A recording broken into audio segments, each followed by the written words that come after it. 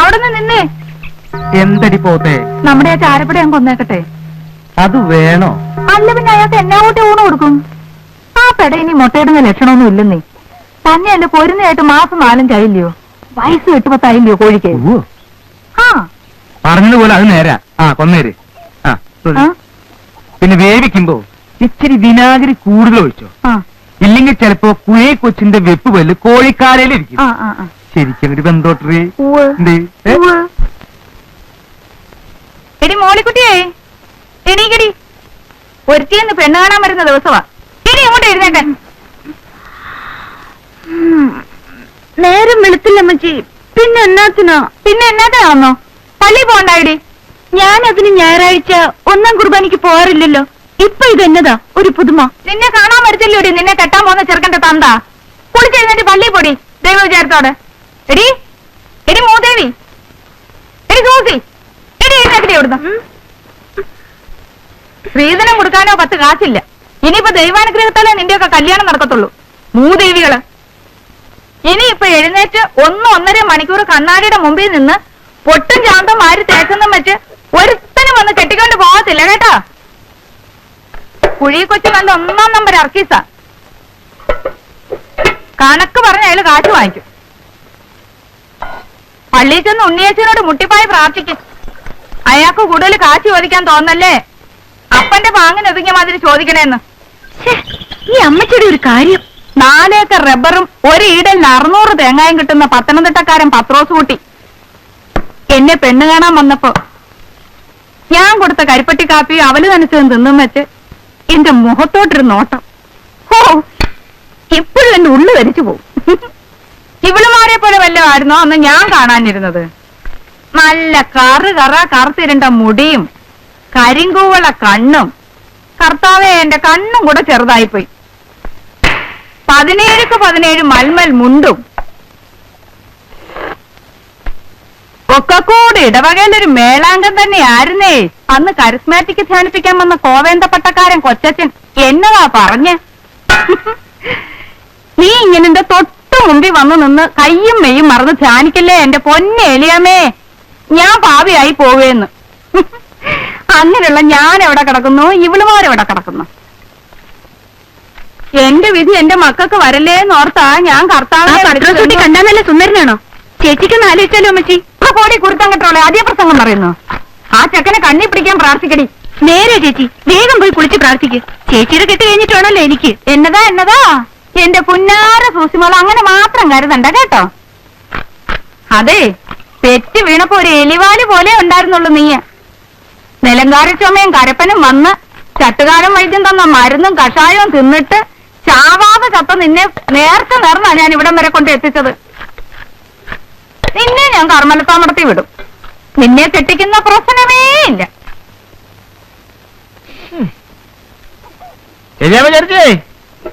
അന്ത്രു ആണോടാ? അന്ത്രു, താൻ ഏതായാലും വന്നത് നന്നായി. ഒരു 10 മുട്ട ഇങ്ങ് തന്നേച്ചുമ്പോ അങ്ങോട്ട് വരാനില്ല. അതെന്താണ് പറഞ്ഞപ്പാ? നിങ്ങൾക്ക് എന്താണ് 10 മുട്ട? മികായിലേട്ടൻ അടയിരിക്കാൻ പോണ്ട. ഇടോ, ഉപ്പും പോലുള്ള വർത്താനം പറയരുതെന്ന് തന്നോട് പലതവണ പറഞ്ഞിട്ടുണ്ട്. ഉള്ളതാ, അത് ഞാൻ ഇത്തിരി പ്രായ കൂടുതലുണ്ട്. പക്ഷെ അടയിരിക്കുന്ന പരുവത്തിലായിട്ടില്ല കേട്ടോ. അതേ, നമ്മുടെ മോളിക്കുട്ടിയെ കാണാൻ ഇന്നൊരു കൂട്ടര് വരും. അങ്ങ് കൊങ്ങാണ്ടൂരുന്നാ. കുഴി കൊച്ച് എന്ന് കേട്ടിട്ടുണ്ടോ? അല്ല, ഞാൻ കേട്ടിട്ടില്ല. വലിയ റബ്ബർ തോട്ടവും എസ്റ്റേറ്റും വലിയ സൗകര്യമൊക്കെ ഉള്ളവരാടോ. ഉച്ചയ്ക്ക് ചോറ് കൊടുക്കണേ.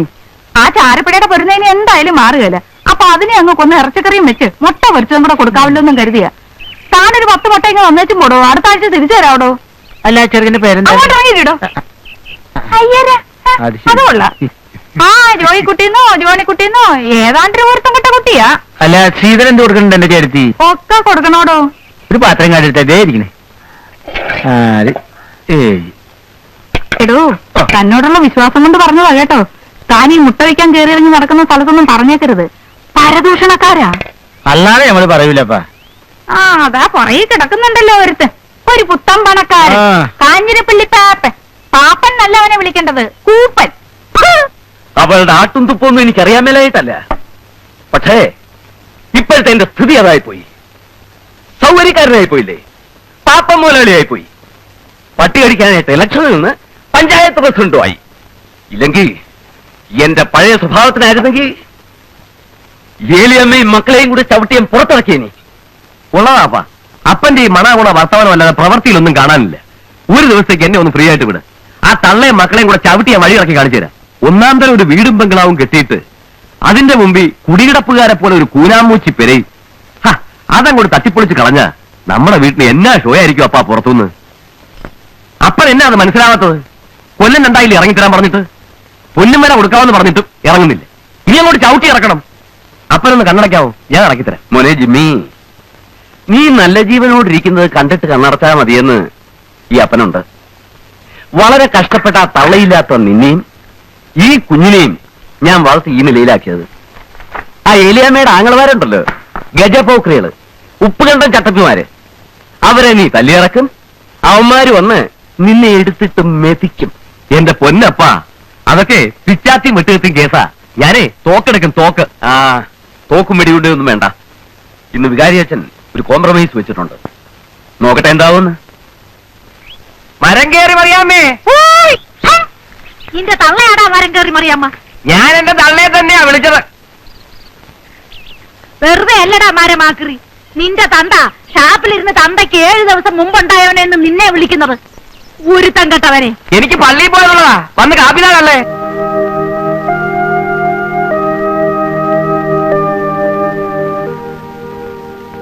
ഫാദർ, ആ വേദപാഠം പഠിപ്പിക്കാൻ വരില്ല എന്ന് പറയാൻ വരികയായിരിക്കും, ഇല്ലയോ? നല്ലത് വരും കുഞ്ഞെ. വിവാഹമെന്ന കൂദാശിയുടെ അർത്ഥം, അതിന്റെ വ്യാപ്തി ഞാൻ നിനക്ക് പറഞ്ഞു തരേണ്ട കാര്യമില്ലല്ലോ. തിരുസഭയുടെ നിയമങ്ങൾ അനുസരിച്ച് ഒരു നല്ല കുടുംബവും കുഞ്ഞുങ്ങളും ജീവിതവും ഒക്കെ കെട്ടിപ്പടുക്കാൻ ശ്രമിക്കണം. പുരുഷന്റെ സൗന്ദര്യമോ പണമോ അല്ല കാര്യം. മനസ്സുകൾ തമ്മിലുള്ള ഐക്യമാണ് ക്രിസ്തീയ വിവാഹത്തിന്റെ അടിത്തറ. അച്ഛോ, ഞാൻ പറയുന്നതിൽ എന്തെങ്കിലും അന്യായം ഉണ്ടെങ്കിൽ അച്ഛൻ പറയണം. ഇവരിപ്പം പറയാൻ പോകുന്നത് ഞാൻ ഈ ഇടവക തെണ്ടിക്കാര് വന്നവനാണ്, വരത്തനാണ്. അതെ, വരത്തൻ തന്നെയാ. 40-40 വർഷം മുമ്പ് ഞാനിവിടെ വന്നതാ. വളരെ കഷ്ടപ്പെട്ടും വേലയെടുത്ത് ജീവിച്ചും കുറെ കാശുണ്ടാക്കിയതാ. ഈ ഇടവകയിൽ ആരും കണ്ടാ ദൂഷ്യം പറയാത്ത, പട്ടണത്തിൽ നിന്ന് പോലും ആൾക്കാർ വന്നാ ദൂഷ്യം പറയാത്ത ഒന്നാം തരം ഒരു ബംഗ്ലാവ് ഞാൻ ഉണ്ടാക്കിയിട്ടുണ്ട്. ഒറ്റ ബ്ലോക്കിൽ എനിക്ക് 10 ഏക്കർ സ്ഥലമാണത്. എന്നാൽ എന്റെ നടവാതിക്ക വന്ന് ഒരു 1/2 ഏക്കർ സ്ഥലത്ത് ഇവർക്ക് വന്ന് കിടക്കേണ്ട കാര്യം എന്താ? സമ്മതിച്ചു, അത് അവരുടെ സ്ഥലമാ. അപ്പനപ്പൂപ്പന്മാർ മുതലുള്ള സ്ഥലമാ. ഞാനതിന് ഈ നാട്ടിലെങ്ങും കിട്ടാത്ത വില കൊടുക്കാമെന്ന് പറഞ്ഞു. ഇതിപ്പോ ഇത്രയും നല്ല വീടും കെട്ടിയച്ച് ഞാൻ അവരുടെ പറമ്പിൽ കൂടെ കാറ് വിടണം. അതങ്ങോട്ട് മാറ്റിയാ എനിക്ക് നല്ല ഒന്നാന്തരം ഒരു പൂന്തോട്ടം ഉണ്ടാക്കാം. എന്റെ വീടിന് വഴിയുന്ന നല്ല ഒരു ദർശനവും കിട്ടും. കാര്യം ഇത് പള്ളിവേടയാണ്, പഞ്ചായത്ത് ഓഫീസ് അല്ല. എന്നാലും പൊതുസ്ഥലത്ത് പറയേണ്ട ചില കാര്യങ്ങളൊക്കെ ഒരു പഞ്ചായത്ത് മെമ്പർ നിലയ്ക്ക് പറയാതിരിക്കാൻ എനിക്ക് നിവൃത്തിയില്ല. എടാ കൊച്ചുകുപ്പി, ഇതില് മിഖായിലേട്ടൻ എന്നാ പറയാനുള്ളത്? അച്ഛോ, ഞങ്ങള് കൂനാമൂച്ചി. അച്ഛോ ഞാൻ പറയാം. ഇത് ഞാൻ പറഞ്ഞാൽ ശരിയാവത്തില്ല. കാരണം മുഴുത്തോരെ കാണുമ്പോ ഇത് ഞാൻ വിറയ്ക്കും. എനിക്ക് വിറയ്ക്കത്തില്ല. എന്റെ അപ്പനും അമ്മയും ഓലമിടഞ്ഞ ചാണകമാരി വിറ്റുണ്ടാക്കിയ സ്ഥലമാ. എനിക്ക് ശ്രീധരൻ തന്ന സ്ഥലമാ. ആ സ്ഥലത്തൊരു കൂര കെട്ടിയാ ഞങ്ങൾ കിടന്നത്. അത് ചിലപ്പോ പാപ്പന് ഓർമ്മയുണ്ടാവും. അരിയില്ല, ഉപ്പില്ല, മുളകില്ല എന്നൊക്കെ പറഞ്ഞ് തന്റെ ചത്തുപോയ പെമ്പിള 100 തവണ കയറി ഇറങ്ങിയിട്ടുണ്ട്. അവിടെ താനും കയറിയിട്ടുണ്ട്. ചത്തുപോയ എന്റെ അപ്പന്റെ അമ്മയുടെ വേർപ്പ് ആ സ്ഥലം. ആ പറമ്പ് കൊത്തിക്കളയ്ക്കുമ്പോ ഞാൻ അവരെ ഓർക്കും. അച്ഛോ, എനിക്ക് അവിടുന്ന് മാറാൻ പറ്റുകയില്ല. പിന്നെ ആകെയുള്ള 1/2 ഏക്കർ സ്ഥലത്ത് നിന്ന് 4 സെന്റ് സ്ഥലം ഇവർക്ക് എങ്ങനെ വഴിക്ക് വിട്ടുകൊടുക്കും? ഇയാളെ മാറി പോകാൻ. അച്ഛോ, എന്തെങ്കിലും കടുങ്കൈ ഞാൻ ചെയ്തെന്നിരിക്കും. അപ്പൊ പിന്നെ പള്ളിയിൽ നിന്നൊരു ചോദ്യം ഉണ്ടായിരുന്നു. ആ, അത് തന്നെയാ ഞാനും പറയുന്നത്. എന്തെങ്കിലും കടുങ്കൈ ഞാനും ചെയ്തെന്നിരിക്കും. എന്റെ കൈ അത്ര മോശമൊന്നുമല്ല. ഏലിയാമേ, ദൈവത്തിന് നിരക്കാത്ത വർത്താനം പറയരുത്. നിങ്ങളൊന്നും മിണ്ടാതിരിക്കണ്ടേ മതി.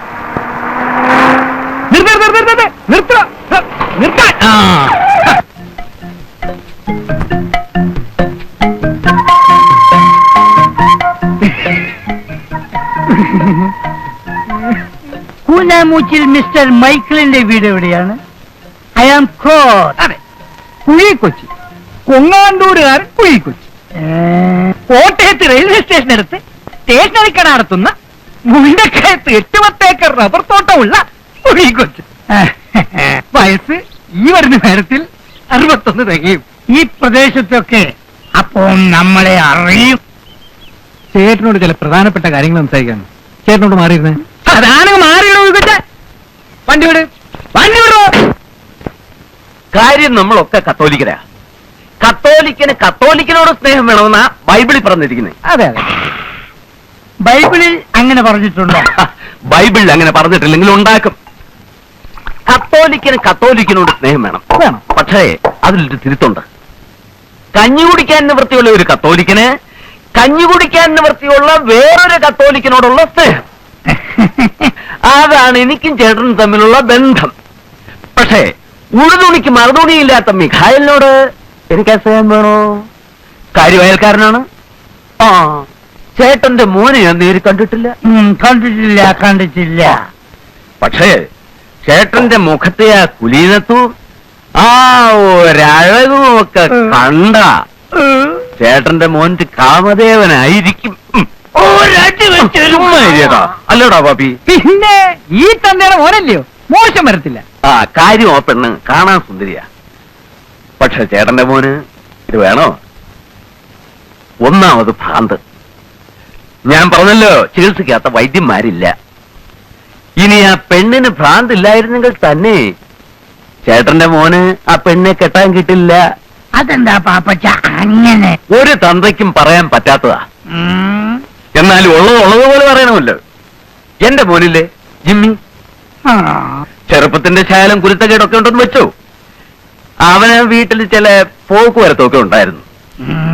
2 പെൺപിള്ളാരും ഉണ്ടെന്നോ തള്ളയും കൂടെ ഉണ്ടെന്നോ ഒക്കെ നാട്ടുകാർ പറയുന്നു. പിന്നെ അവളെയും കൊണ്ട് എറണാകുളത്തോ പാലക്കാട്ടോ ഒക്കെ പോയി എന്നാ പറയുന്നേ. ഏതായാലും അവക്ക് വട്ടു വന്നേ പിന്നെ അവൻ വലിഞ്ഞു.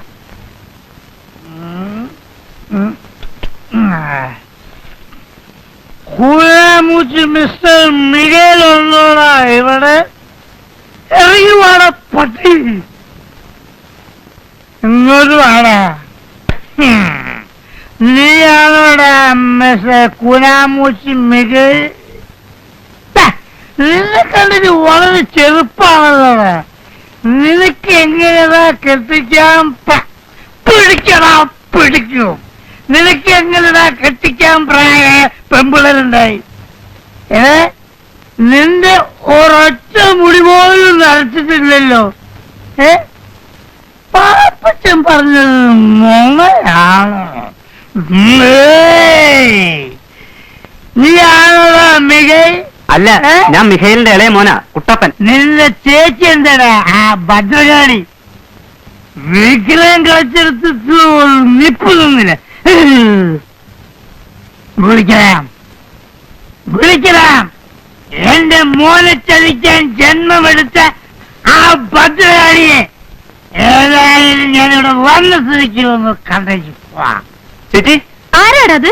ചേച്ചി ഒരു ഭ്രാന്തൻ അവിടെ വന്ന് നിൽക്കുന്നു. ഭദ്രകാളി എന്ത് അതെന്ത് ഇതെന്തെന്നൊക്കെ ചോദിക്കുന്നു. എനിക്ക് പേടിയായിട്ട് പാടില്ല. നിങ്ങൾ ആരാ? എന്താ വേണ്ടത്? അയ്യോ,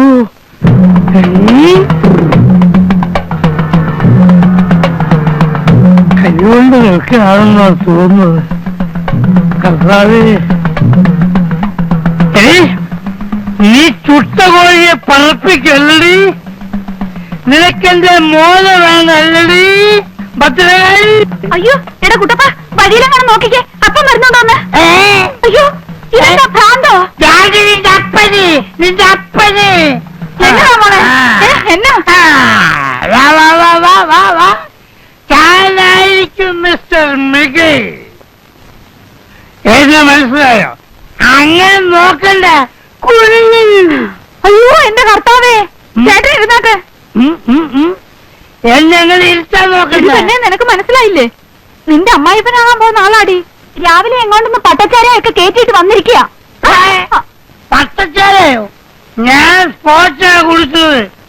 അങ്ങനെ കാഞ്ഞിരപ്പള്ളി പാപ്പൻ പട്ടച്ചാരയും കുടിച്ചിരുന്നു. ഇപ്പഴ അപ്പോ 15 years old, 12 years old.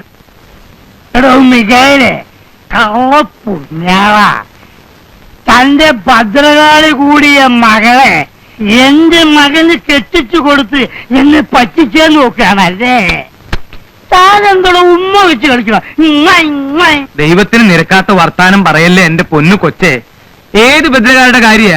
നിങ്ങൾ കള്ളും കുടിച്ച് അതും ഇതും പറയാതെ. എടാ മികായിലെ ഉളുപ്പില്ലാത്തവനെ. എടാ രാവിലെ വീട്ടിൽ വന്ന് അനാവശ്യം പറയരുത്. എവിടെ എന്റെ കൊട എവിടെ? ഓടി, വേഗം ഓടി അങ്ങോട്ട്. വേണ്ട. നമുക്ക് സമാധാനം ഉണ്ടാക്കാം.